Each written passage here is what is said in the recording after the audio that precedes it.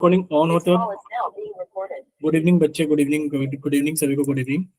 ठीक है, जैसे कि आप सभी लोग जानते हो कि हम क्लास 10th के लिए सब्जेक्ट मैथ्स पढ़ रहे हैं, और ये आप सभी लोग जानते हो कि आपको अपनी क्लास के दौरान अपना माइक और अपना कैमरा बंद रखना होता है। और आप लोगों से जितने भी क्वेश्चंस पूछे जाएंगे, आपको सभी के आंसर्स यहाँ 3 डॉट्स पर क्लिक करके, फिर एक्टिविटीज पर क्लिक करके, वन एक्टिव पोल पर क्लिक करके, जो भी ऑप्शन आपको सही लगता है उस ऑप्शन पे क्लिक करेंगे, और साथ में लिखे हुए वोट पर भी क्लिक करेंगे। जब आपको लिखा हुआ दिख जाएगा वोटेड, तब आप समझना कि आपका आंसर हमारे पास में आ गया है। ठीक, चलिए, तो हम लोग क्लास 10th के मैथ्स का फर्स्ट चैप्टर पढ़ रहे थे, वास्तविक संख्याएं। और इसमें, ठीक है, वास्तविक संख्या है, और वास्तविक संख्याओं में लगभग लगभग हमने सारा का सारा बेसिक कंसेप्ट क्लियर कर लिया है। ठीक है, जितने भी बेसिक कंसेप्ट्स इस चैप्टर को पढ़ने के लिए हमें पता होने चाहिए थे, वो सारे बेसिक कंसेप्ट्स हमने क्लियर कर लिए। प्लस साथ में हम लोगों ने एनसीईआरटी के वो क्वेश्चंस भी कर लिए जो उन बेसिक से बने हुए थे। ठीक है, और आज की इस क्लास के अंदर हम लोग डिस्कस करेंगे एनसीईआरटी की एक्सरसाइज, या फिर आप ये मान लीजिए एनसीईआरटी के अंदर थ्योरम है। आज हम लोग डिस्कस करेंगे एनसीईआरटी की थ्योरम नंबर 1.3 एंड 1.4। ठीक है, थ्योरम नंबर 1.3 एंड 1.4। ठीक, चलिए देखिए, अगर हम लोग थ्योरम यानी कि प्रमेय नंबर 1.3 और प्रमेय 1.4 की अगर हम बात करें, थ्योरम 1.3 एंड 1.4, तो आपसे पूछा जा रहा है सोचिए और बताइए, कि आपको सोचना है और बताना है कि यदि 36 को हम 2 से भाग दें, यदि 36 को हम 2 से भाग दें, दे दो 36 को 2 से भाग, सर 2 एकम 2, घटाए तो कितना आ गया 1, ऊपर से उतारा 6, ये कितना हो गया 16, यानी कि ये कट गया।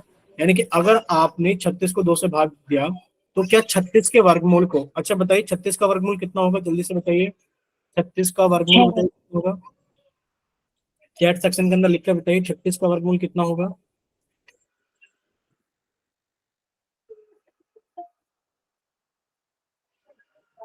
ठीक है, 36 का वर्गमूल कितना हो गया, आप कहोगे सर 36 का वर्गमूल हो गया 6, तो क्या 36 के वर्गमूल को भी 2 से भाग दे सकते हैं। अब 36 का वर्गमूल कितना हो गया 6, क्या 6 को भी 2 से भाग कर सकते हैं, देखिए 2 से भाग किया तो 2 तिया 6, यानी कि अब आपको एक चीज क्लियर हो गई है कि अगर हम किसी संख्या को, अगर हमने किसी संख्या को 2 से भाग दिया तो उसके वर्गमूल को भी 2 से भाग दे सकते हैं। अब देखो, आप इसको इस तरीके से समझने की कोशिश करना, ध्यान से सुनना, कैसे सुनना है, हम लोगों को ध्यान से सुनना है और ये चीज समझने की कोशिश करना कि दो हमारे पास में कैसी संख्या है, दो हमारे पास में एक अभाज्य संख्या है। कैसी संख्या है, दो हमारे पास में एक अभाज्य संख्या है। ठीक है, कैसी संख्या है, एक अभाज्य संख्या। यानी कि सबसे पहले तो हमें ये देखना है कि हमारे पास में अभाज्य संख्याएं कौन सी होती है। बच्चा कोई माइक ओपन करके बताएगा अभाज्य संख्याओं के बारे में। ठीक बच्चे, गुड इवनिंग सभी को, गुड इवनिंग। अभाज्य संख्याएं प्राइम नंबर्स के बारे में कोई बच्चा अपना माइक ओपन करके बताएगा, जल्दी से बताइए, प्राइम नंबर्स अभाज्य संख्याएं कौन सी होती है, कोई बच्चा माइक ओपन करके बताएगा। सर जो अपने आप से जाए और एक से जाए। ठीक है, यानी कि आप लोग जल्दी से लिख लेना, प्राइम नंबर्स हमने ऊपर लिख दिए, देखिए प्राइम नंबर्स, यानी कि अगर हम लोग बात करें अभाज्य संख्याओं की, बच्चे अभाज्य संख्याओं में आपको ये चीज याद होनी चाहिए कि सर वो वाली संख्याएं अभाज्य संख्या कहलाती हैं जो अपने आप से कटती हैं या फिर एक से कटती हैं। हमें एग्जाम्पल याद होने चाहिए, जैसे कि 2, 3, 5, 7, 1 से लेकर 10 तक के बीच में 2, 3, 5, 7 अभाज्य संख्या है। उसके बाद में 11, 13, 19 ये हमारे पास में अभाज्य संख्या है। उसके बाद में 23 और 29 ये हमारे पास में अभाज्य संख्या है। ठीक है, इतना क्लियर सभी को।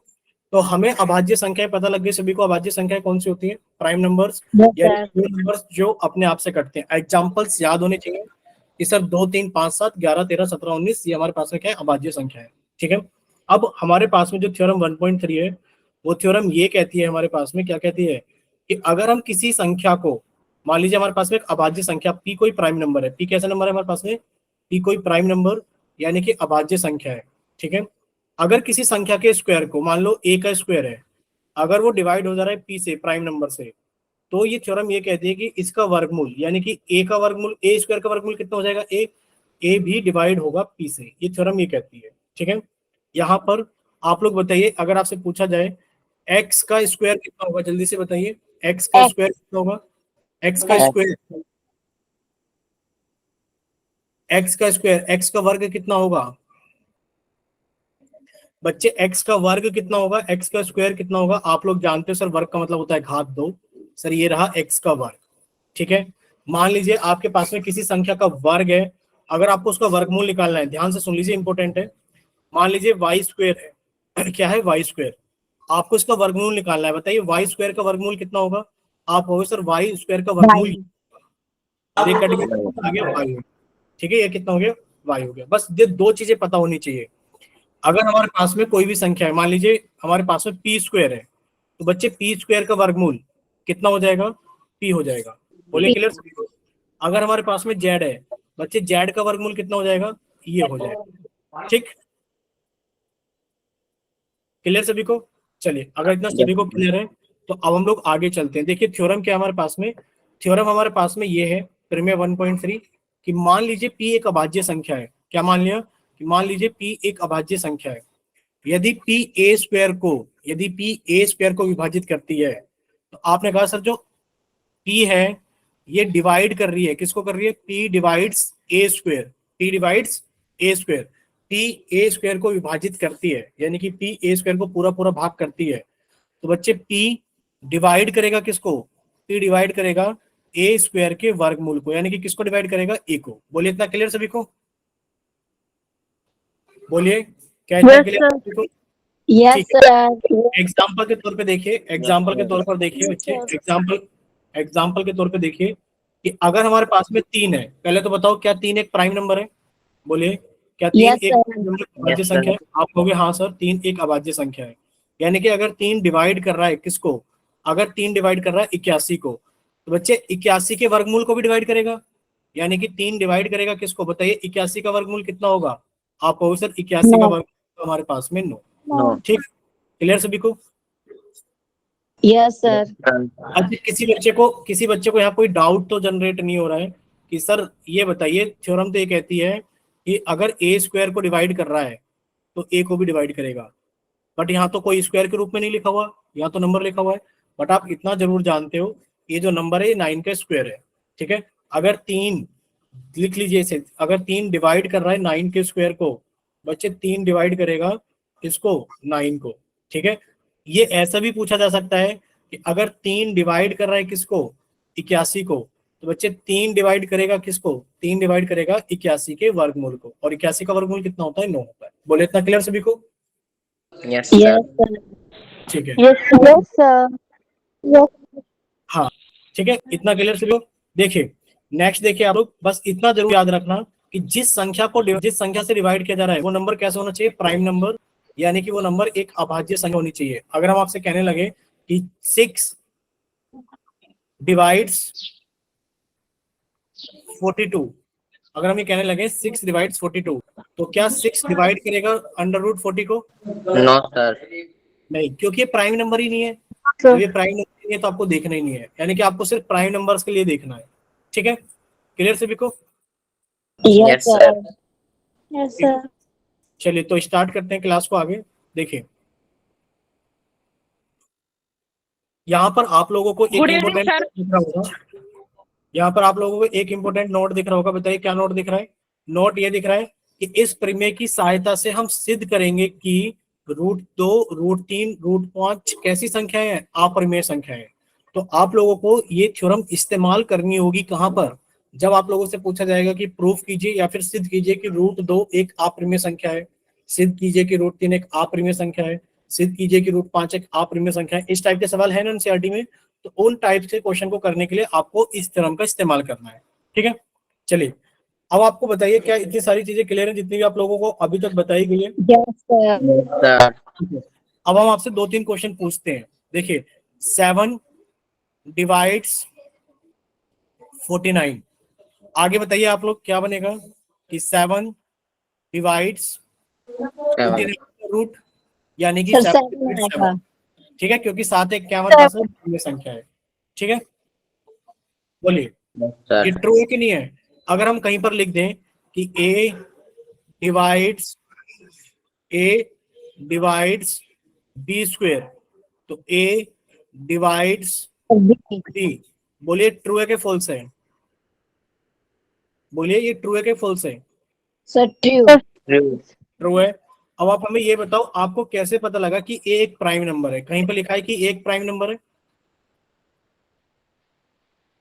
भाई ए तो दो भी हो सकता है, तीन भी हो सकता है, चार भी हो सकता है, पांच भी हो सकता है, छह भी हो सकता है। क्या आपको कहीं ए के बारे में जानकारी है? No sir. नहीं है No, sir. जानकारी। जब आपको ए के बारे में जानकारी नहीं है तो आप कैसे कह सकते हो कि अगर ए डिवाइड्स कर रहा है बी स्क्वायर को तो ए डिवाइड करेगा बी को? आप कह सकते हो? ये बताइए। No, sir. नहीं कह सकते। तो बच्चे इसकी वजह यही है कि हमें पता होना चाहिए। अगर कहीं लिख दिया जाए कि इफ, अगर कहीं लिख दिया जाए if A is a prime number, आपको बता दिया गया है कि एक प्राइम नंबर है, एक अभाज्य संख्या है, and A divides P square, then A divides P. अब बताइए ट्रू होगा या फॉल्स होगा? Sir true. अब ये ट्रू होगा, क्योंकि आपको साफ साफ बताया गया कि ए एक प्राइम नंबर है, ए डिवाइड कर रहा है पी के स्क्वायर को, तो बच्चे ए डिवाइड करेगा पी को। ठीक, यहां तक किसी बच्चे को अगर कोई डाउट है तो आप लोग माइक ओपन करके पूछ सकते हो, और अगर कोई डाउट नहीं है तो आप लोग बताइए, आपसे पोल सेक्शन के अंदर क्वेश्चंस पूछे जाए। यस सर पूछ Yes, लो। sir. पूछ लें? Yes, sir. ठीक है, तो बच्चे अब आपके सामने पोल सेक्शन के अंदर क्वेश्चन आएंगे, तो आप लोगों को क्वेश्चंस के जवाब देने। ठीक है, जैसे कि क्वेश्चन नंबर 58 आप लोगों को दिख भी रहा है, तो हमने आपका चैट सेक्शन बंद कर दिया है और हमने आपका पोल सेक्शन ऑन कर दिया है। ठीक है, क्वेश्चन नंबर 58 के लिए आप लोग जल्दी से सॉल्व कीजिए और अपना आंसर जल्दी से पोल सेक्शन के अंदर वोट कीजिए।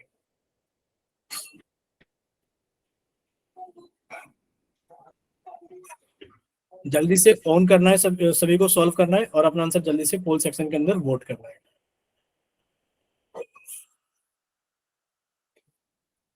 चलिए, 4 बच्चों का आंसर आ गया है।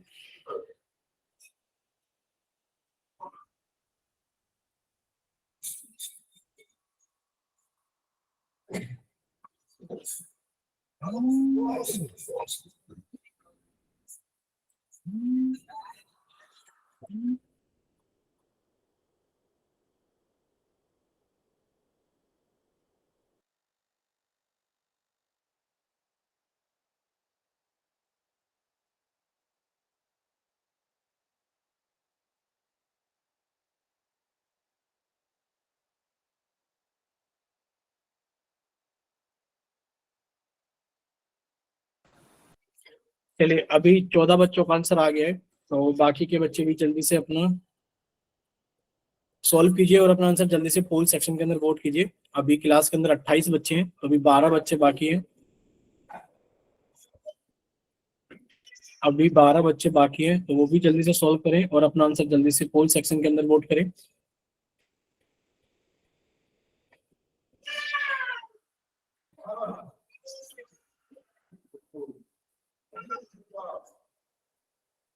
चलिए, अभी 17 बच्चों का आंसर आ गया है, तो बाकी के बच्चे जल्दी से सॉल्व करें और अपना आंसर जल्दी से पोल सेक्शन के अंदर वोट करें।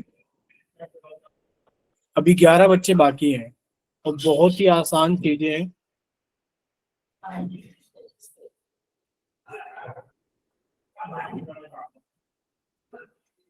Last 5 seconds, 5, 4, 3, 2। पोल नहीं आ रहा बच्चे आपके पास में? Yes sir. कोई बात नहीं, आप चैट सेक्शन के अंदर आंसर कर देना। अभी 28 में से 21 बच्चों का आंसर आया है, अभी 7 बच्चे बाकी हैं। अभी 7 बच्चे बाकी हैं, बाकी के बच्चे भी जल्दी से सॉल्व करें और अपना आंसर जल्दी से पोल सेक्शन के अंदर वोट करें।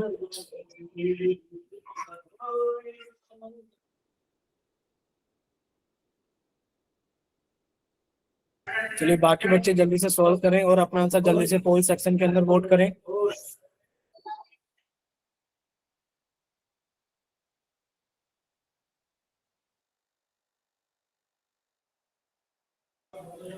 चलिए, बाकी बच्चे जल्दी से सॉल्व कीजिए और अपना आंसर जल्दी से पोल सेक्शन के अंदर वोट कीजिए। Last 5 seconds, 5, 4, 3, 2, 1। चलिए, आप लोगों का पोल सेक्शन बंद किया जाता है और अभी आप लोगों का चैट सेक्शन ऑन किया जाता है, ठीक है। तो सभी का पोल सेक्शन बंद कर दिया गया है और आप सभी का चैट सेक्शन ऑन कर दिया गया है। जिन बच्चों के पास में पोल सेक्शन नहीं आता है वो बच्चे जल्दी से जाइए और अपना आंसर भेजिए चैट। ठीक बच्चे, चलिए बाकी के बच्चे भी जल्दी से भेजिए। अभी कम से कम रहते हैं 1 2 3। अच्छा, जितने भी बच्चों ने अभी भेजा है चैट सेक्शन के अंदर, रिया का आंसर आया है। बच्चे आप लोगों ने तो इतने सारे बच्चों ने भेज दिया है, बताओ अब कैसे ही जाने कि किन बच्चों ने पोल सेक्शन के अंदर आंसर नहीं किया है। अब आप लोगों को बार बार बोला जाता है कि अगर आपने पोल सेक्शन के अंदर आंसर कर दिया है तो आप चैट सेक्शन में आंसर ना करें। जिन बच्चों के पास में पोल सेक्शन नहीं आता है या जिन बच्चों ने पोल सेक्शन में आंसर नहीं कराए, सिर्फ वही बच्चे चैट सेक्शन में आंसर भेजे। अब बताओ कैसे जाने, 1 2 इतने सारे बच्चों ने भेज दिया है। क्या जितने भी बच्चों ने भेजा है चैट सेक्शन में आंसर, क्या इतने सारे बच्चों ने पोल सेक्शन में आंसर नहीं किया है? बताइए संदीप। नो सर, क्या था मैंने। क्या था फिर बच्चे, आपने क्या? आपने जब क्या था तो आप हमें ये बताओ कि आपने चैट सेक्शन में क्यों भेजा फिर? बताइए उससे क्या ही चीज हो जाएगी, ये बताओ कि आप पोल में भी कर रहे हो चैट सेक्शन में। बच्चे हम कैसे गिनती करें अब कि किस बच्चे ने पोल सेक्शन में आंसर नहीं करा है? ये एक बेवजह का काम ही तो बढ़ जाता है। अगर सिर्फ वही बच्चे चैट सेक्शन में आंसर करें जिन्होंने पोल सेक्शन में आंसर नहीं किया है, तो काउंट करके हम आप लोगों के सामने स्क्रीन पर लिखते हैं कि नहीं लिखते हैं, बताओ। अभी हम आपको पोल का रिजल्ट भी बताएंगे कि कितने बच्चों ने पोल में आंसर किया है, कौन कौन सा ऑप्शन कितने बच्चों ने भेजा है। अब बताओ हम चैट सेक्शन के गिन के कैसे लिखेंगे उसमें? ये तो गलत चीज है। इतने बच्चे क्लास के अंदर है नहीं जितने बच्चों के आंसर आ गए हैं पोल और चैट में मिलाकर। तो प्लीज पोल सेक्शन में जो बच्चे आंसर कर देते हैं वो चैट सेक्शन में आंसर मत क्या करो। चैट सेक्शन में सिर्फ वही बच्चे आंसर क्या करो जिन्होंने पोल सेक्शन के अंदर आंसर नहीं किया होता है, ठीक है। आगे से याद रहेगा सभी को। Yes sir. Yes, sir. ठीक है, देखिए पोल सेक्शन के अंदर का यस रिजल्ट, ठीक है। पोल सेक्शन के अंदर का रिजल्ट अभी हम चैट सेक्शन सामने स्क्रीन पे लिख रहे हैं। 4 5 7 6, 4 5, ये रहा 4 5 7 6, ये पोल सेक्शन के अंदर रिजल्ट है। अब चैट सेक्शन में कैसे काउंट करें, छोड़ देते हैं उसको। अब देखिए क्लास के अंदर अगर 28 बच्चे थे, आपको बताया भी था हमने माइक ओपन करके, क्लास के अंदर 28 बच्चे हैं। कितने बच्चों का आंसर हुआ है? 13 5 18 4 22, 22 बच्चों का आंसर हुआ है। अब 6 बच्चे तो कम से कम चैट सेक्शन में करना चाहिए था, कि बच्चे 6 से भी ज्यादा है चैट में जो आंसर किए, ठीक है। क्योंकि एक बच्चे ने पोल में भी किया है, चैट में भी किया है, पोल में भी किया है, चैट में भी किया है। अब वो तो काउंट नहीं कर सकते। अब देखिए आपसे पूछा गया था इफ 3 डिवाइड्स 36, यदि 3 36 को भाग करता है, यानी कि जो 3 है वो भाग कर रहा है किसको? 36 को। अब ये 3 कैसा नंबर है? आप कहोगे सर 3 तो प्राइम है, अभाज्य संख्या है। अगर 3 एक अभाज्य संख्या है और 3 36 को भाग कर रहा है, तो 3 भाग करेगा किसको? 36 के वर्गमूल को भी करेगा कि नहीं करेगा? 36 के वर्गमूल को भाग करेगा। 36 का वर्गमूल कितना हो गया? 6। यानी कि यही बोला कि यदि 3 36 को भाग करता है तो 3 6 को भी विभाजित करेगा, ठीक है। If 3 divides 36 then 3 will divide 6 also. बोले इतना क्लियर सभी को? आपको समझाया गया था। इस सवाल आपको 2 तरीके से लिखा यस हुआ सर। या Yes, तो sir. मिलेगा कि जो 36 है वो भाग करता है 6 के स्क्वायर को, सॉरी जो 3 है वो भाग करता है 6 के स्क्वायर को, तो 3 जो है वो भाग करेगा इस संख्या के वर्गमूल को, यानी कि किसको भाग करेगा? 6 को। या फिर आपको ऐसा भी लिखा हुआ मिल सकता है, कैसा कि 3 है वो भाग करता है 36 को, तो 3 भाग करेगा किसको? 36 के वर्गमूल को, यानी कि 6 को। ठीक, किसी भी तरीके से लिखा मिल सकता है, यानी कि या तो आपको वर्ग यानी कि स्क्वायर की फॉर्म में मिल सकता है या फिर आपको डायरेक्ट नंबर की फॉर्म में लिखा मिल सकता है, ठीक है। चलिए तो इसका आंसर कितना हो गया? 6। अब अंदाजा लगाओ 22 में से 6 बच्चों का सही है, बताओ। और इतना तो आप लोग अंदाजा लगा ही सकते हो कि सर 36 का वर्गमूल कितना होता है? सर 36 का वर्गमूल होता है हमारे पास में कितना? 6। 36 का वर्गमूल 36 तो नहीं हो सकता, 36 का वर्गमूल 18 नहीं हो सकता, 36 का वर्गमूल 9 भी नहीं हो सकता। बोले इतना क्लियर सभी को? और यस सर। इसी वजह से आपको वर्ग और वर्गमूल पहले पढ़ाए गए थे, बाद में सारी चीजें कराई जा रही है। आप लोगों को लगा होगा कि हमने वर्ग वर्गमूल क्यों पढ़ा है, इतनी बेसिक सी चीजें 10th क्लास के अंदर, तो इसी वजह से पढ़ी थी कि जब आपके सामने ये क्वेश्चंस आए तो आप उनके अंदर वर्ग और वर्गमूल भी निकाल सको, ठीक है। बोले इतना क्लियर सभी को? यानी कि इसका यस मतलब सर। हो गया? एक बार फिर से याद कर लीजिए कि अगर p हमारे पास में एक प्राइम नंबर है, यानी कि अगर p हमारे पास में एक प्राइम यानी कि अभाज्य संख्या है, प्राइम नंबर यानी कि हमारे पास में अगर एक अभाज्य संख्या है, तो बच्चे हमें ये याद रखना है, क्या याद रखना है कि अगर p डिवाइड करता है किसी नंबर को, अगर p डिवाइड करता है किसी नंबर को, तो p डिवाइड करेगा उस नंबर के वर्गमूल को। अगर ये ऐसा लिखा है कि p डिवाइड करता है n स्क्वायर को, तो बच्चे p डिवाइड करेगा n स्क्वायर के वर्गमूल यानी कि n को। बोले इतना क्लियर सभी को? Yes, sir. ठीक है, नेक्स्ट क्वेश्चन Yes, देखिए, sir. आप लोग सामने है क्वेश्चन नंबर 59, और आप लोगों का चैट सेक्शन बंद कर दिया गया है और आप लोगों का पोल सेक्शन ऑन कर दिया गया है। ठीक है, थोड़ा सा ध्यान से आप सभी को करना है। चैट सेक्शन बंद कर दिया गया है और आप लोगों का पोल सेक्शन ऑन कर दिया गया है क्वेश्चन नंबर 59 के लिए। ठीक है, पूछा जा रहा है आप लोगों से, बताइए कि यदि ए स्क्वायर 2 से विभाजित है, यदि ए स्क्वायर 2 से विभाजित है तो ए भी 2 से विभाजित होगा। सिर्फ आपको ये बताना है हाँ या ना। बहुत ही आसान सवाल है। क्लास के अंदर 28 बच्चे प्रेजेंट हैं। फिर से प्लीज रिक्वेस्ट है कि जो बच्चे chat section, sorry poll section में आंसर कर दें, वो चैट में आंसर मत करना। ठीक है, चलिए 6 बच्चों का आंसर आ गया है, बाकी के बच्चे भी जल्दी से सोल्व कीजिए और अपना आंसर जल्दी से पोल सेक्शन के अंदर वोट कीजिए।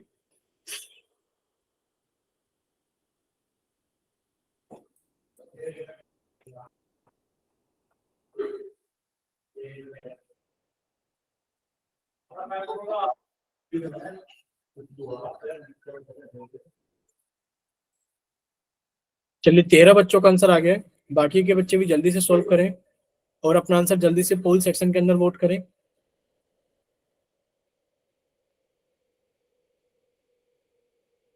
चलिए अभी 10 बच्चे बाकी हैं, 18 बच्चों का आंसर आ गया है, तो लास्ट 5 सेकेंड्स, 5, 4, 3, 2, 1। और अभी 19 बच्चों ने आंसर किया है, 20 बच्चों ने 28 में से, 8 बच्चे बाकी हैं। पिछली बार 22 बच्चों ने किया था। अभी जो बच्चे बाकी हैं वो बाकी के बच्चे भी जल्दी से सॉल्व करें और अपना आंसर जल्दी से पोल सेक्शन के अंदर वोट करें। Last 3 seconds, 3, 2, 1। चलिए 24 बच्चों ने आंसर कर दिया है, पोल सेक्शन बंद किया जाता है। बाकी के बचे हुए 4 बच्चे जल्दी से जाइए, चैट सेक्शन ऑन कर दिया गया है। सिर्फ उन्हीं 4 बच्चों को आंसर करना है जिनके पास में पोल सेक्शन नहीं आता है या फिर जो किसी वजह से पोल सेक्शन के अंदर आंसर नहीं कर पाए थे। वही 4 बच्चे अपना आंसर भेजिए चैट सेक्शन में, ए अभी कौन सा ऑप्शन ट्रू है, जल्दी से।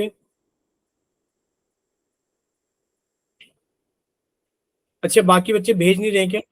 ठीक है, एक बच्चे का आंसर आया, बाकी 3 बच्चे।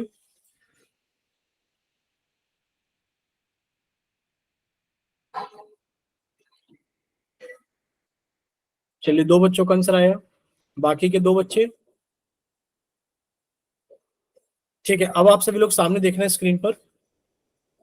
आपको पहले पोल का रिजल्ट बताते हैं। देखिए पोल के अंदर 24 बच्चों ने भेजा है, 18 बच्चों ने ए और 6 बच्चों ने बी। ठीक है, 18 बच्चों ने ए और 6 बच्चों ने बी। ठीक, अब चैट सेक्शन का देखते हैं। चैट सेक्शन के अंदर भेजा है 3 बच्चों ने और तीनों के तीनों ने ए, यानी कि कितने बच्चे हो गए? 27। 27 बच्चों ने भेजा है। अब देखते हैं कि 27 में से कितने बच्चों को सही है। देखिए आप लोगों से पूछा जा रहा है, क्या पूछा जा रहा है कि यदि ए स्क्वेयर 2 से विभाजित है, यानी कि जो ए स्क्वेयर है वो 2 से विभाजित है। अब आप लोग जानते हैं 2 कैसी संख्या है? एक अभाज्य संख्या है, यानी कि एक प्राइम नंबर है। ठीक है, तो अब आप क्या कहोगे? सर अगर ए स्क्वायर 2 से विभाजित है तो ए स्क्वायर का वर्गमूल भी 2 से विभाजित होगा। ए स्क्वायर का वर्गमूल कितना हो गया? ए, यानी कि ए भी 2 से विभाजित होगा। तो यहाँ पे लिखा है तो ए भी 2 से विभाजित होगा। आप कहोगे हाँ ए भी 2 से विभाजित होगा। बोले इतना क्लियर सभी को? बोले बच्चे क्या इतना क्लियर सभी को? Yes, sir. ठीक है, यानी कि 27 में से 21 बच्चों का सही है। और अब आप लोग देख सकते हो पहले 22 में से 5 का सही था, सेम ही सवाल था, बस थोड़ा सा डिफरेंट था। और सेम ही सवाल है, 27 में से 21 बच्चों को सही है। तो अगर आपको कोई डाउट हुआ करे तो प्लीज माइक ओपन करके पूछ लिया करो कि ये चीज समझ में नहीं आई है, ये दोबारा समझा दो। लेकिन पर आप लोग इस तरीके से गलत मत क्या करो कि 22 में से 5 ही बच्चे सही कर रहे हैं सिर्फ। ठीक है, चलिए नेक्स्ट देखिए, इतना सभी को क्लियर हो गया है। एक बार फिर से रिवीजन करा देते हैं कि पी अगर कोई प्राइम नंबर है, पी डिवाइड कर रहा है किसी संख्या एन को, तो बच्चे पी डिवाइड करेगा एन के रूट को भी, ठीक है। लेकिन पर शर्त ये होती है कि पी कैसे होनी चाहिए, एक प्राइम नंबर होना चाहिए। कैसा होना चाहिए, प्राइम नंबर होना चाहिए, बस, ठीक है। नेक्स्ट देखिए, अब हम लोग थ्योरम 1.4 के बारे में सीखेंगे। अब देखो 1.4 थ्योरम कुछ भी नहीं है, 1.4 थ्योरम के अंदर कुछ भी नहीं है। जो आपने 1.3 को इस्तेमाल किया है, उसी को इस्तेमाल, जो 1.3 में आपने सीखा है उसी को इस्तेमाल करके हम 1.4 थ्योरम के अंदर जो सवाल है उनको क्या करेंगे, सॉल्व करेंगे, ठीक। जैसे कि आपसे पूछा जा रहा है √2 एक परिमेय अपरिमेय संख्या है। बताइए क्या इतना क्लियर सभी को बताओ, √2 एक अपरिमेय संख्या है, पता है आपसे? Yes, sir. ठीक है। अब आप ये बताइए, आप सभी को ये पता है कि √2 एक अपरिमेय संख्या है। अगर आपसे कहा जाए कि आप इसे सिद्ध कीजिए, यानी कि आप इसे प्रूव कीजिए, तो कैसे प्रूव करोगे? बताइए इसको कैसे प्रूव करोगे? आपने स्कूल के अंदर तो पढ़ा है इसको, बताइए कैसे प्रूव करते हैं इसको। देखिए इसको हम लोग प्रूव करते हैं, इसको हम लोग प्रूव करते हैं एक मेथड से जिसका नाम होता है कंट्राडिक्ट मेथड। क्या होता है? कंट्राडिक्ट मेथड, यानी कि विरोधाभास, विरोधाभास मेथड, ठीक है। यानी कि ये क्या होता है कि आप पहले इसको कुछ मानोगे, फिर आप उस चीज को गलत प्रूव करोगे और आप कहोगे ये चीज गलत है, इस वजह से ऐसा हुआ है। अच्छा आप हमें बताइए, क्या आप लोगों ने को प्राइम नंबर्स के बारे में सुना है? सहभाज्य संख्याएं, को प्राइम नंबर्स, सर बोलिए क्या आप लोगों ने सह अभाज्य संख्याएं, को प्राइम नंबर्स के बारे में सुना है? बोलिए, माइक ओपन करके बोलिए हाँ या ना। को प्राइम यानी कि सह अभाज्य संख्याएं, क्या आप लोगों ने सहभाज्य संख्याएं को प्राइम नंबर्स के बारे में सुना है? अगर सुना है तो जल्दी से माइक ओपन करें और बताइए क्या होता है ये, बोलिए।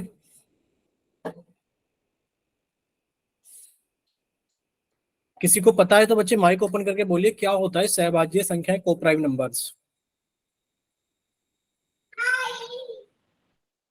देखिए को प्राइम नंबर्स यानी कि अगर हम लोग सहभाज्य संख्याओं की बात करें तो ये ऐसे नंबर्स होते हैं जिनके एचसीएफ कितना होता है, 1 होता है। ऐसे नंबर जिनका एचसीएफ कितना होता है, 1। जैसे कि अगर हम लोग देखें 4 और 5, ये दो संख्या है, तो क्या ये को प्राइम नंबर्स हैं? तो आप कहोगे हाँ सर ये को प्राइम नंबर्स है, क्योंकि इन दोनों का एचसीएफ कितना है, 1 है। बोले इतना क्लियर? यानी कि वो संख्याएं कभी कटती नहीं है एक दूसरे से, यानी कि कोई भी संख्या ऐसी नहीं है जो उन दोनों को काट दे। जैसे कि अगर आपसे पूछा जाए कि बताइए क्या हमारे पास में 11 और 33 को प्राइम नंबर्स है? बोलिए कि 11 और 33 को प्राइम नंबर्स हैं? No sir. ये को प्राइम नो नंबर सर। क्यों? क्योंकि जो इनका एचसीएफ है, जो इनका एचसीएफ है वो कितना है, 11 है, ठीक है। तो को प्राइम नंबर्स कौन से नंबर्स होते हैं जिनका एचसीएफ कितना होता है, 1, यानी कि वो किसी से कटते नहीं है। जैसे कि आपके पास में लिख दिया जाए 7 और 13, क्या ये को प्राइम नंबर्स है? आप कहोगे हाँ सर ये को प्राइम नंबर्स है, क्योंकि एचसीएफ कितना है, 1। क्या 4 और 7 को प्राइम नंबर है? आप कहोगे हाँ सर 4 और 7 को प्राइम नंबर है, क्योंकि इनका एचसीएफ कितना है, 1 है। बोले इतना क्लियर सभी को? Yes, sir. Yes sir. और आपको एक चीज और नोट करनी है, आपको एक चीज और नोट करनी है, इसमें को प्राइम भले ही लिखा हुआ है पर इसमें जरूरी नहीं है कि प्राइम नंबर हो। जैसे कि अगर आपसे 4 और 9 को पूछा जाए, बच्चे 4 भी एक प्राइम संख्या नहीं है, 9 भी एक प्राइम संख्या नहीं है, लेकिन पर 4 और 9 क्या को प्राइम नंबर है? आप कहोगे हाँ सर ये को प्राइम नंबर है, क्योंकि इनका एचसीएफ कितना है, 1 है। बोले इतना क्लियर सभी को? क्योंकि इनका एचसीएफ 1 है, इस वजह से को प्राइम नंबर्स है। बोले क्लियर? Yes sir. किसी को कोई डाउट? No sir. ठीक है, यानी कि को प्राइम नंबर्स आप लोग अच्छे से सीख गए हो। अब देखिए अगर आपसे पूछा जाए तो बच्चे आपको इसको सिद्ध करने के लिए, आपको इस सवाल को सिद्ध करने के लिए कुछ मेथड्स यानी कि कुछ स्टेप्स आपको फॉलो करने होंगे। अपनी नोटबुक में लिखिए, अपनी नोटबुक में लिखना है।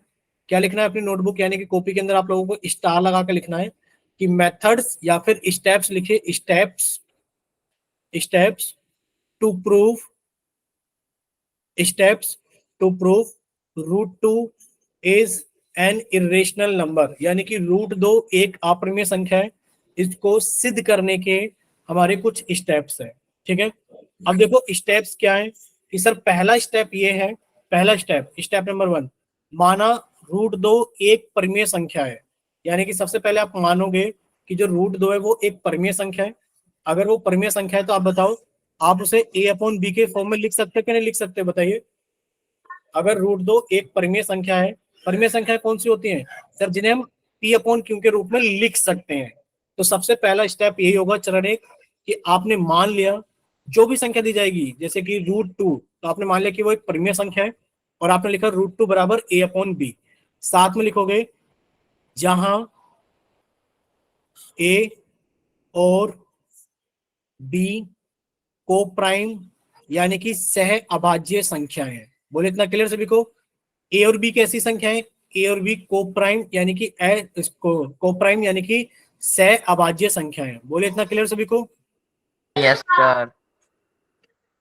ठीक है, यानी कि आपने मान लिया कि √2 बराबर a अपॉन बी है और a और b सहभाज्य यानी कि को प्राइम नंबर है। अब आपने क्या करा, दोनों तरफ वर्ग किया। क्या करा आपने, दोनों तरफ वर्ग किया। तो बच्चे दोनों तरफ वर्ग करने पर क्या होगा, देखिए आपने लिखा कि सर √2 बराबर a अपॉन बी है। जब दोनों तरफ वर्ग करोगे तो सर वर्ग करने पर कुछ ऐसा होगा, सर दोनों तरफ वर्ग करने पर कुछ ऐसा होगा। अब आप बताइए √2 का वर्ग कितना होगा, सर √2 का वर्ग होगा √2 गुणा √2 और ये कितना हो गया हमारे पास में 2। a अपॉन बी का वर्ग कितना होगा, सर a अपॉन बी का वर्ग होगा a square upon B square.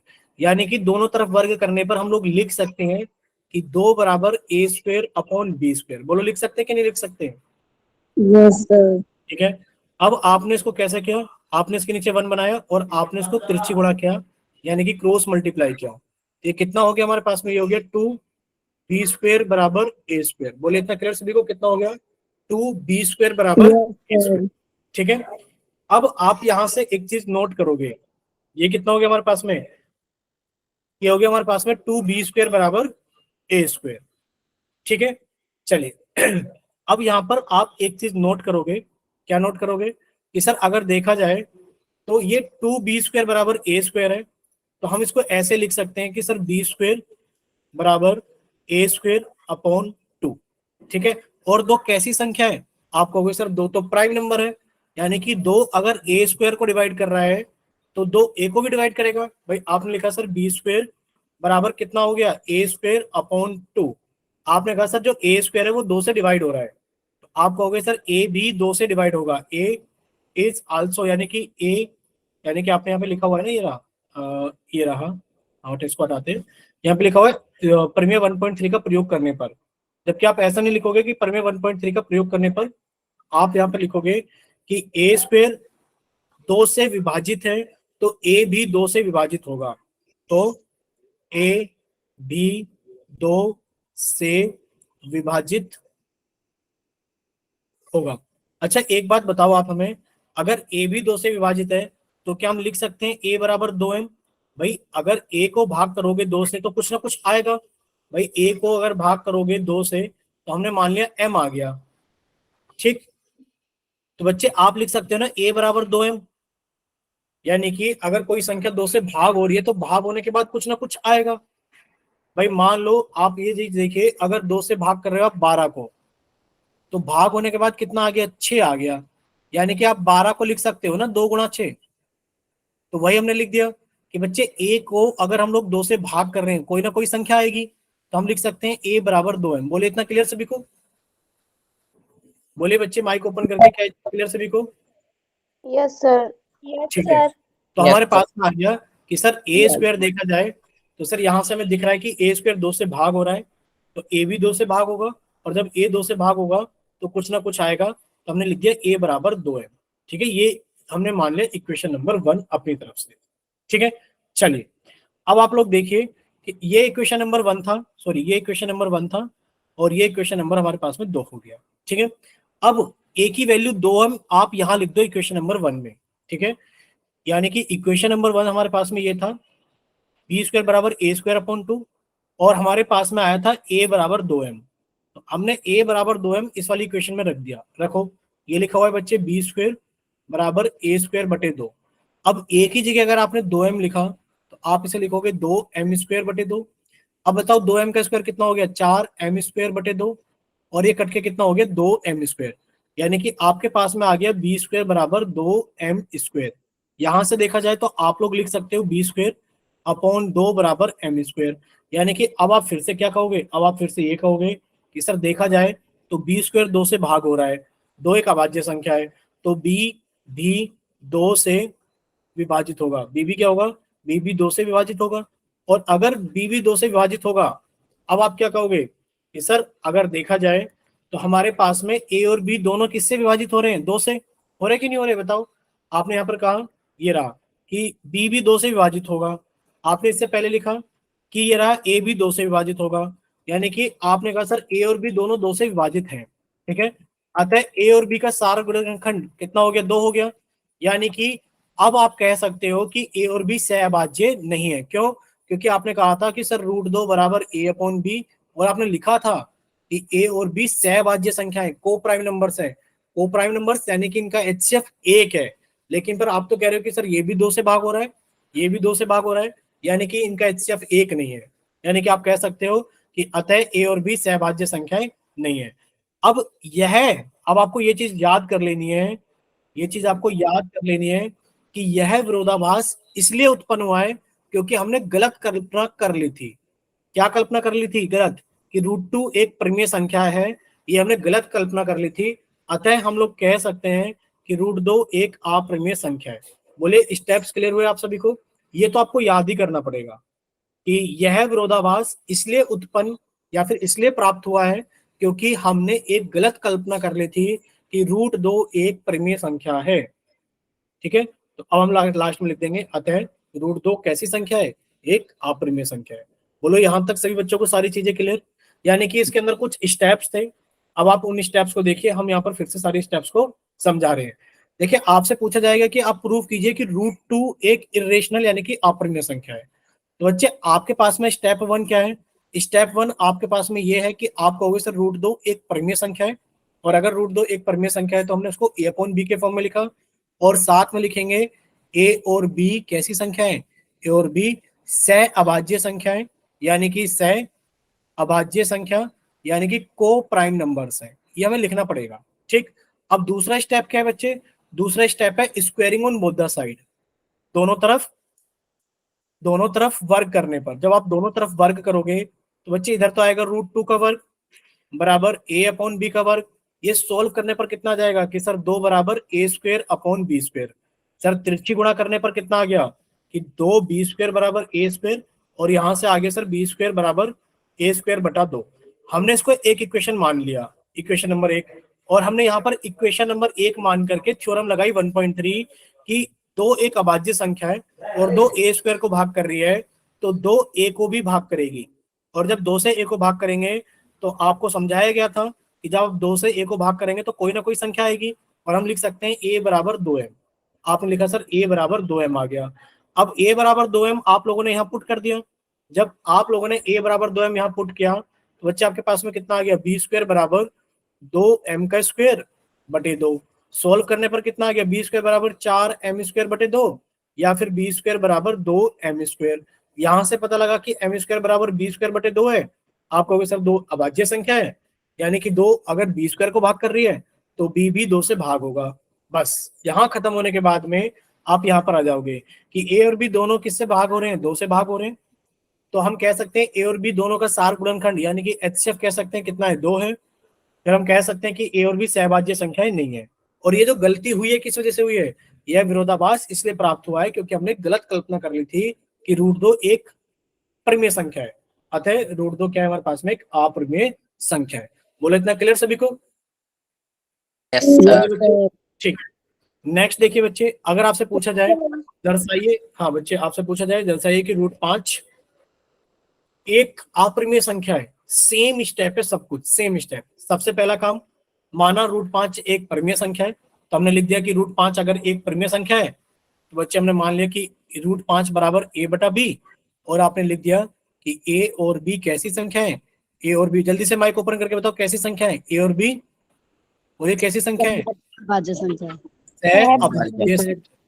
सहभाज्य संख्या है, ठीक है। अब आप क्या करोगे, दोनों तरफ वर्ग करोगे। दोनों तरफ वर्ग करने पर कितना होगा सर, √5 का जो वर्ग होगा वो बराबर होगा a अपॉन b के वर्ग के, ठीक है। अब आप कह सकते हो सर √5 का वर्ग 5 हो गया और ये a square upon b square हो गया। सर देखा जाए तो तिरछी गुणा करेंगे तो आएगा 5b² बराबर a², या फिर हम लोग लिख सकते हैं b² बराबर a² / 5। सर ये इक्वेशन नंबर 1 मान लिया। अब यहाँ पर हमें साफ साफ दिख रहा है कि a² 5 से भाग हो रहा है।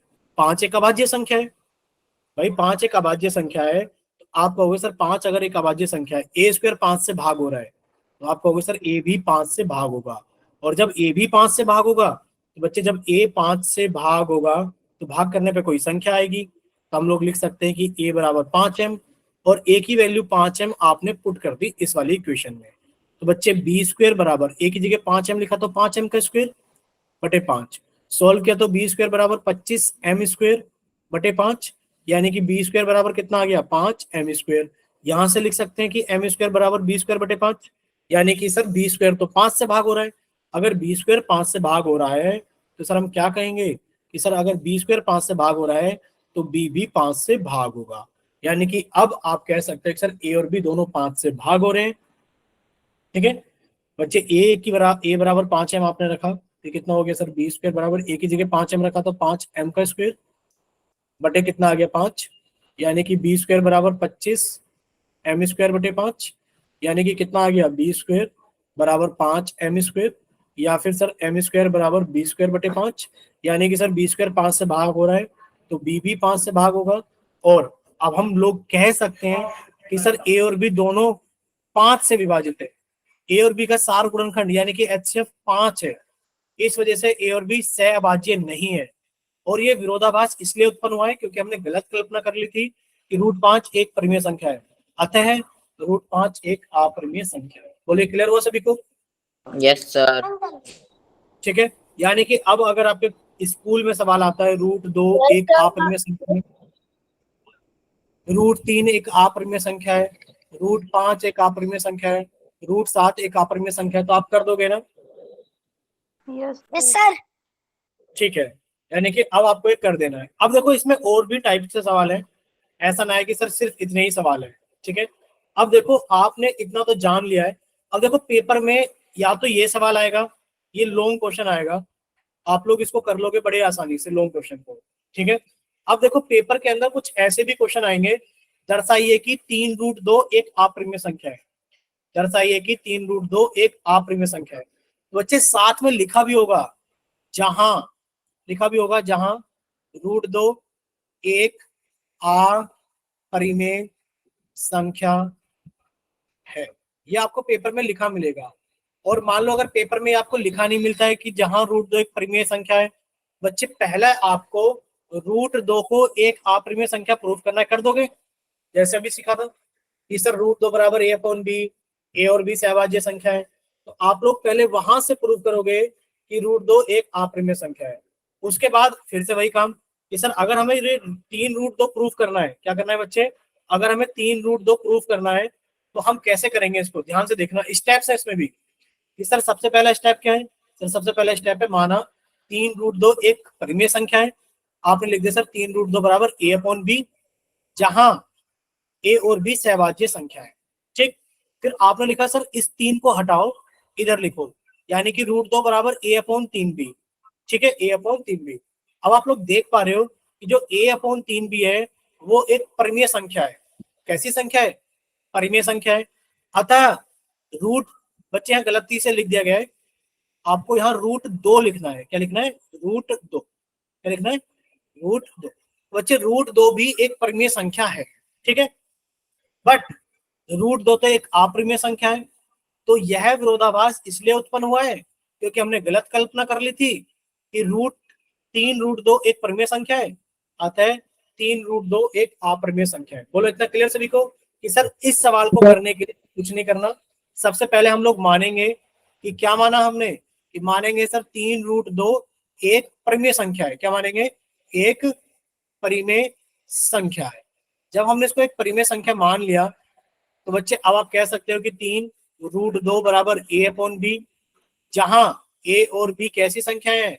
a और b हमारी सहभाज्य संख्या है। बोले इतना क्लियर सभी को? सहअभाज्य संख्या है। ठीक है, Sir. चलिए फिर आप लोग क्या करोगे, आप लोग करोगे कि सर √2 को तो इधर रहने दो, इसको लिखा हमने a/3b। अब ये क्या हमारे पास में, आप कहोगे सर ये एक परिमेय संख्या है। क्यों? क्योंकि ए अपॉन बी के रूप में लिखी हुई है। आपने कहा सर ये एक परिमेय संख्या है, यानी कि आप लिखोगे सर ए अपॉन 3b एक परिमेय संख्या है।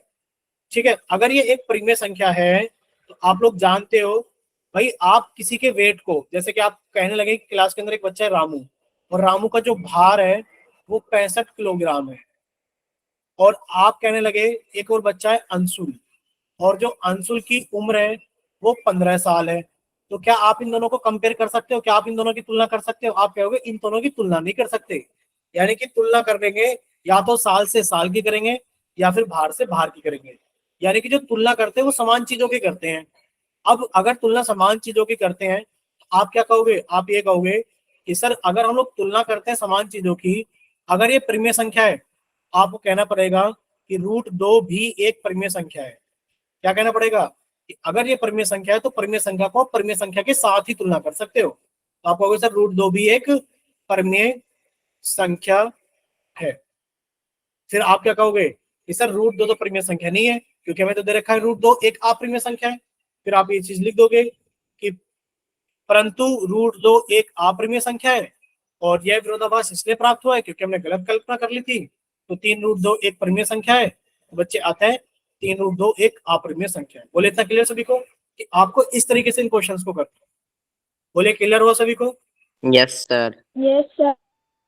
ठीक है, अगर इतना क्लियर है बच्चे, अब आपके पास में दो तरीके के सवाल और आएंगे। कैसे सवाल आएंगे? अब आपने एक चीज नोट की अपने पास में, ये बताओ आपने क्या अपने पास में ये चीज नोट की जो हम आपसे पूछना चाहेंगे? बताइए, आपने क्या ये चीज नोट की कि अगर आपके पास में, ध्यान से सुनना, क्या आप लोग पूर्ण वर्ग संख्याओं को जानते हैं? पूर्ण वर्ग संख्या, बताइए, क्या आप लोगों ने नाम सुना है पूर्ण वर्ग संख्या? Yes sir. हमने ही पढ़ाया था आपको पूर्ण वर्ग संख्या। Yes, देखिए sir. पूर्ण वर्ग संख्या क्या होता है सर? एक का वर्ग एक होता है, दो का वर्ग 4 होता है सर, सॉरी 3 का वर्ग 9 होता है, 4 का वर्ग 16 होता है, 5 का वर्ग 25 होता है, 6 का वर्ग 36 होता है। तो सर ये एक पूर्ण वर्ग संख्या है। कौन सी सर? 1, 4, 9, 16, 25, 36, ये सारी की सारी पूर्ण वर्ग संख्या है। यानी कि अगर आपको कहीं ऐसा लिखा मिलेगा तो आप इसका आंसर 2 बता दोगे, अगर आपको कहीं ऐसा लिखा मिलेगा आप इसका आंसर 3 बता दोगे, आपको कहीं ऐसा लिखा मिलेगा आप इसका आंसर 4 बता दोगे, आपको कहीं ऐसा लिखा मिलेगा आप इसका आंसर 5 बता दोगे। लेकिन पर अगर इनके बीच की संख्या मिल जाए, आपको 1 और 4 के बीच की संख्या 2 और 3 मिल जाए, अगर आपको √2 मिल जाए, आप कुछ नहीं कह सकते। √3 मिल जाए, आप कुछ नहीं कह सकते। आपको 4 और 9 के बीच की संख्या √5 मिल जाए, आप कुछ नहीं कह सकते। √6 मिल जाए, आप कुछ नहीं कह सकते। √7 मिल जाए, आप कुछ नहीं कह सकते। बच्चे रूट के अंदर अगर आपके पास में एक ऐसी संख्या लिखी है जो पूर्ण वर्ग संख्या नहीं है, बच्चे ये संख्या कैसी बनेगी? एक अपरिमेय संख्या बनेगी। बोले ये सारी संख्या कैसी है? अपरिमेय संख्या है। बताइए इतना क्लियर सभी को कि सारी की सारी संख्याएं अपरिमेय संख्या है? बोलिए Yes, इतना क्लियर? sir. ठीक है, यानी Yes, कि sir. अब आपको पता लग गया कि सर √2 एक अपरिमेय संख्या है। सर √2 एक अपरिमेय संख्या, द्वारा लिख दे रहे हैं हम आपको। आपको इतना पता लग गया कि सर √2 एक अपरिमेय संख्या है। अगर आपने उसकी गुणा 3 से कर दी, यानी कि अगर आपने एक अपरिमेय संख्या की गुणा आपने परिमेय संख्या से कर दी, तो बताओ आपको क्या मिल रहा है? देखो लिखा है कि दर्शाइए कि 3√2 एक अपरिमेय संख्या है। यानी कि अगर आप अपरिमेय संख्या की गुणा एक परिमेय संख्या से करोगे तो आपको हमेशा क्या मिलेगा? एक अपरिमेय संख्या मिलेगा। बोलो इतना क्लियर सभी को? भाई यस अगर सर। आपके पास अपरिमेय संख्या √5 है, अगर आप उसकी गुणा 7 से करोगे तो 7√5 कैसी बनेगी? एक अपरिमेय संख्या बनेगी। क्यों? क्योंकि आपने एक अपरिमेय संख्या को गुणा किया है परिमेय के साथ में, तो हमेशा आपके पास में एक अपरिमेय संख्या बनी। ठीक, अगर यहाँ तक सारी चीजें क्लियर हैं तो बच्चे अब हम लोग थोड़ा सा आगे चलते हैं। ये आपको बस याद रखना है कि सर एक तो हमने टाइप 1 का सवाल सीखा, टाइप 1 में हमने Yes, ये sir. सीखा कि सर √2, √3, √5, √7 इनको हमें कैसे प्रूव करना है कि ये अपरिमेय यानी कि इर्रेशनल नंबर्स है। सर टाइप 2 के अंदर हमने ये सीखा कि अगर हम लोग √2 को गुणा करते हैं 3 के साथ में, √2 को गुणा करते हैं 5 के साथ में, √2 को गुणा कर दे 7 के साथ में, √2 को गुणा कर दे 6 के साथ में। तो ऐसी संख्याओं को हम लोग अपरिमेय संख्या कैसे प्रूव करते हैं वो हमने ये सीखा। ठीक, चलिए अब हमारे पास में ये है कि आपको ये दर्शाना है कि बच्चे 5 माइनस, ध्यान से सुन लीजिए कि 5 माइनस क्या दर्शाना है आपको ये दर्शाना है कि बच्चे 5 माइनस √3 एक अपरिमेय संख्या है। यानी कि सर ये टाइप 3 का सवाल है और टाइप 3 हमें ये कह रहा है कि आप परिमेय संख्या में से अगर एक आप अपरिमेय संख्या को घटाओगे तो आपको अपरिमेय संख्या मिलेगी, या फिर अगर आप अपरिमेय संख्या में से परिमेय संख्या को घटाओगे तो आपको एक अपरिमेय संख्या मिलेगी। बोलो इतना क्लियर सभी को? या तो आप परिमेय से Yes, sir. अपरिमेय को घटा लो, चाहे आप अपरिमेय से परिमेय को घटा लो, आपको मिलेगा क्या? एक अपरिमेय संख्या मिलेगी। ठीक, ये आपसे पूछा जा रहा है। चलिए सीखें कैसे करेंगे। देखिए इस सवाल को करने के लिए भी हमें कुछ नहीं करना, सिर्फ और सिर्फ हमें क्या करना है कि सर जो भी चीज प्रूव करनी है 5 माइनस √3 इसको हमने मान लिया ये एक परिमेय संख्या है और हमने कहा ये a/b है, जहां पर a और b सह अभाज्य है, जहां पर a और b कैसे हैं? सह अभाज्य संख्या है। बोलो इतना क्लियर सभी को? बोलिए। यानी कि आपको जब जब प्रूफ करना है तब तब आप लोग क्या मानोगे? एक परिमेय संख्या मान लोगे और उसको a/b लिख दिया। अब आप एक चीज जानते हो, क्या चीज जानते हो? कि सर मुझे तो √3 अलग करना है। बच्चे अगर √3 अलग करना है आप लिखोगे a/b -5, इधर प्लस के 5 थे, इधर आके क्या हो गए हमारे पास में? माइनस के 5 हो गए। और बच्चे अगर आपको √3 निकालना है तो √3 की वैल्यू कितनी होगी? सर ये माइनस है। बच्चे इधर आके कितना हो जाएगा? इधर आके हो जाएगा 5 माइनस a/b। कैसे हुआ? आप इसको तो इधर ले आओ, सर ये √3 हो गया, और इधर लेकर जाओगे तो ये प्लस के 5 हो गया और माइनस के a/b हो गया। यानी कि √3 की जो वैल्यू हो गई वो 5 माइनस a/b हो गई। बोले इतना क्लियर सभी को? Yes, sir. बोलिए। बस अब कुछ नहीं करना। देखो 5 भी एक परिमेय संख्या है और परिमेय संख्या में से अगर आप परिमेय संख्या घटाओगे तो आपके पास में परिमेय संख्या आएगी। यानी कि आपने कहा सर 5 माइनस a/b एक परिमेय संख्या है। अगर ये एक परिमेय संख्या है तो √3 भी एक परिमेय संख्या होगी, परंतु √3 तो एक अपरिमेय संख्या है। इसलिए ये विरोधाभास इसलिए उत्पन्न हुआ क्योंकि हमने गलत कल्पना कर ली थी। इसलिए 5 माइनस 3√2 एक अपरिमेय संख्या है। ये लिखा हुआ सारा का सारा। ठीक है, यानी कि सबसे पहले आपने 5 माइनस √3 को आपने a/b माना, फिर आपने √3 की वैल्यू निकाली, बच्चे वो a/b -5 हो गई। फिर आपने इनको रीअरेंज किया तो √3 की वैल्यू कितनी हो गई? 5 माइनस a/b हो गई। और आप जानते हो कि सर 5 माइनस a/b एक परिमेय संख्या है। तो बच्चे समान चीजों में तुलना होती है। आप कहोगे सर √3 भी एक परिमेय संख्या है, और अगर ऐसा हो गया तो ये गलत बात है क्योंकि हम लोग जानते हैं √3 एक अपरिमेय संख्या है। यह विरोधाभास इसलिए उत्पन्न हुआ क्योंकि हमने गलत कल्पना कर ली थी। क्या कल्पना की थी? कि 5 माइनस √3 एक परिमेय संख्या है। ये कल्पना गलत थी, अतः 5 माइनस √3 क्या है? हमारे पास में एक अपरिमेय संख्या है। बोले इतना क्लियर सभी को? बोले बच्चे इतना क्लियर सभी को? Yes, sir. ठीक है बच्चे, अगर इतना सभी को क्लियर है बच्चे ये क्लास हम लोग यहीं तक रखते हैं।